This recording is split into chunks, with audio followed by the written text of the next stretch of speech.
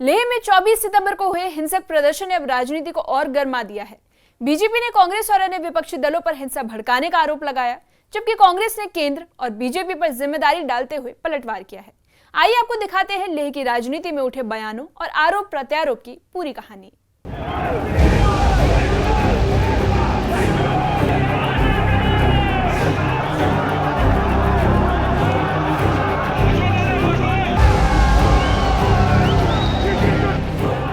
लेह में 24 सितंबर 2025 को हुए हिंसक प्रदर्शन ने सियासत को भी गरमा दिया है। हिंसा से आरोप प्रत्यारोप का सिलसिला शुरू हो गया है। बीजेपी ने लेह में हुए हिंसक प्रदर्शन के लिए कांग्रेस को जिम्मेदार ठहराया।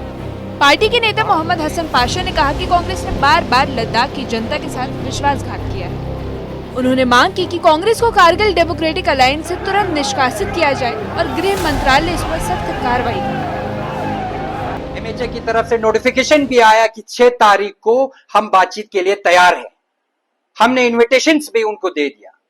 उसके बावजूद कांग्रेस पार्टी ने इस चीज को भंग कर दिया। जिनको हमने 95% हमने रिजर्वेशन का काम दिया। आप मुझे दिखाइए कि कौन सा हमारे हिंदुस्तान में कौन सा स्टेट है जिनको 95% रिजर्वेशन जॉब रिजर्वेशन मिला है। ये सिर्फ भारतीय जनता पार्टी ने काम किया है। आज खत्ता लद्दाख और बिलखुसूस करगिल का हमारे बहुत तिराना मांग था, जोजिला टनल आज वो बनने के लिए तैयार है। उस टनल का कितना अहमियत है ये करगिल वाले खुद बखूबी जानते हैं। क्या आज तक हमने कभी नहीं देखा यही लीडर जो है भूख हड़ताल के लिए बैठे जोजिला टनल के लिए? कभी हमने इन लीडरों को नहीं देखा करगिल एयरपोर्ट के लिए? हमने कभी नहीं देखा लोगों को भूख हड़ताल करते हुए, हमारे नौजवान जो बेरोजगार हैं उनके लिए, जो हमारे महिलाएं उनको एम्पावर करने के लिए हमने 33% पॉलिटिकल रिजर्वेशन दिया। गृह मंत्रालय ने भी लेह हिंसा के लिए सोनम वांगचुक और उनके समर्थकों को जिम्मेदार ठहराया। गृह मंत्रालय ने वांगचुक के भड़काऊ बयानों को नेपाल और अरब स्प्रिंग जैसी घटनाओं से जोड़ते हुए उसकी निंदा की। उन्होंने कहा कि हिंसा सुनियोजित थी और इसे रोकने के लिए कर्फ्यू और बीएनएसएस की धारा 163 लागू की गई, जिसके बाद प्रशासन ने 48 लोगों को गिरफ्तार किया और सुरक्षा बलों की अतिरिक्त तैनाती की गई। लेह में हो रहे विरोध प्रदर्शन पर बीजेपी नेता गुलाम अली खटाना ने कहा कि कांग्रेस ने समझ लिया है कि अब देश की जनता उनके पक्ष में नहीं है। उन्होंने आरोप लगाया कि कांग्रेस के नेता सोनम वांगचुक ने जनता को उकसाया। बीजेपी नेता गुलाम अली खटाना ने कहा कि प्रधानमंत्री नरेंद्र मोदी ने ही लद्दाख को यूनियन टेरिटरी बनाया और साथ ही जनजातीय दर्जा बढ़ाया। कांग्रेस को पता चल गया है कि लोग अब देश में उनको आस्था समाप्त कर रहे हैं। और जिस तरह कांग्रेस के लीडर्स इंक्लूडिंग काउंसलर्स या वो जो सोशल एक्टिविस्ट है वहाँ के वांगचुक साहब, जिस तरह उन्होंने प्रवोक करा है, इतनी ही बात थी कि उनका शायद वो इनविटेशन में उनका नाम नहीं था और बातचीत उनकी चल रही है। बड़ी दरीना मांग थी यूटी की, यूटी दिया है और नरेंद्र मोदी जी ही दे सकते हैं, उन्होंने नहीं दिया। कांग्रेस इनको और 50 साल एक्सप्लॉइट करती है।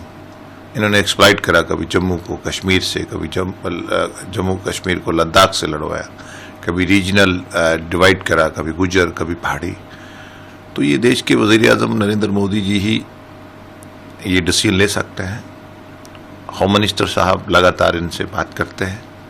इनको लद्दाख के लोगों को यूटी दिया, उसके बाद ट्राइबल जो स्टेटस था वो भी बढ़ाया। सबसे ज़्यादा अमन वाला इलाका है, लेकिन जिसको कांग्रेस ने एक मौके का फायदा लेते हुए इनोसेंट कम्युनिटी को जज्बात के साथ खेला। आरोप प्रत्यारोप के बीच विपक्ष ने भी पलटवार किया।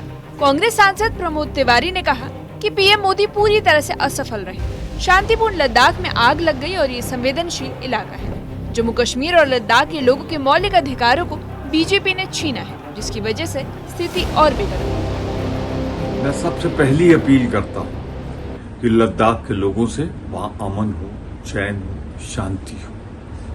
बहुत ही संवेदनशील इलाका है। गलवान घाटी यही तो है। जहां हमारे 21 जवान शहीद किए गए, चीन से मिलती है सीमा, वहां शांति जरूरी है।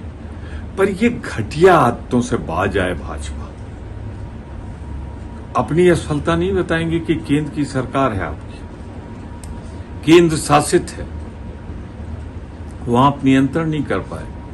आप ही ने तो राज्य का दर्जा छीना था जम्मू कश्मीर का, और आज कांग्रेस पे इल्जाम लगा रहे हैं। वहीं कांग्रेस नेता नम्रता शर्मा ने भी बीजेपी पर गंभीर आरोप लगाए। उन्होंने कहा कि केंद्र की नीतियों ने हालत को और जटिल बना दिया है। ये बिल्कुल कुनीतियों का नतीजा है जो भाजपा द्वारा जम्मू कश्मीर का विभाजन कर दिया गया, जम्मू कश्मीर को एक स्टेट से एक यूटी को बना दिया गया। आज उनको अपनी कुनीतियों की वजह से जम्मू कश्मीर को जला के रख दिया। मुझे लगता है कि आज इसकी रिस्पॉन्सिबिलिटी भाजपा को लेनी चाहिए, लेकिन उससे भी दुर्भाग्यपूर्ण ये है कि भाजपा कभी भी अपनी मॉरल रिस्पॉन्सिबिलिटी नहीं लेती। कभी वो नेहरू जी को इसके लिए ब्लेम करती है, कभी कांग्रेस को और कभी फॉरेन हेड्स को। इसी बीच जम्मू कश्मीर के पूर्व मुख्यमंत्री फारूक अब्दुल्ला ने भी बड़ा बयान दिया है। उन्होंने कहा कि लद्दाख में जो हालात बने वो एक गंभीर मामला है। युवा भूख हड़ताल में शामिल लोगों की बिगड़ती स्थिति देखकर अपना रोष व्यक्त करने के लिए सड़कों पर उतरे थे। उन्होंने अहिंसात्मक गांधीवादी अंदाज अपनाया, लेकिन 5 साल से छठी अनुसूची की मांग पर किसी वादे को पूरा न होते देख युवाओं ने विश्वासघात महसूस किया। इसी के साथ उन्होंने इस अनशन को उनके अधिकारों की लड़ाई करार दिया।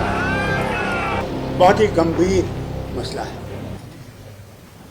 जो लद्दाख में हुआ, खासकर लेह में, जो वहां पे बच्चे निकल आए। उसकी वजह ये थी कि वो 14 दिन से वहां पे भूख हड़ताल पे थे। उसमें एक बुजुर्ग और उसकी बीवी भी थी। कल जब उनकी हालत बहुत खराब हो गई और उनको स्ट्रेचर पर लिया गया अस्पताल, तो उन बच्चों के से रहा नहीं गया। 5 साल से वो वहां पे खामोशी से एहतजाज कर रहे हैं कि उन्हें 6th शेड्यूल और स्टेटहुड मिलना चाहिए। और उन्होंने, वांगचू उनके लीडर थे, ले से वो पैदल चले दिल्ली तक कि उनसे कहें कि इस चीज को देखें। उन्हें गांधीयन तरीका इस्तेमाल किया था, कोई आंदोलन नहीं किया था। मगर फिर इन बच्चों को ये लगा कि जो 5 साल इनने हमसे वादे किए थे कि हमें नौकरियां मिलेंगी, हम लोगों को यहाँ पे सुविधा मिलेगी और हम लोग आगे बढ़ सकेंगे, वो वादे सारे खोखले निकले। राजनीतिक आरोप प्रत्यारोपों ने लद्दाख को राष्ट्रीय राजनीति का केंद्र बना दिया है।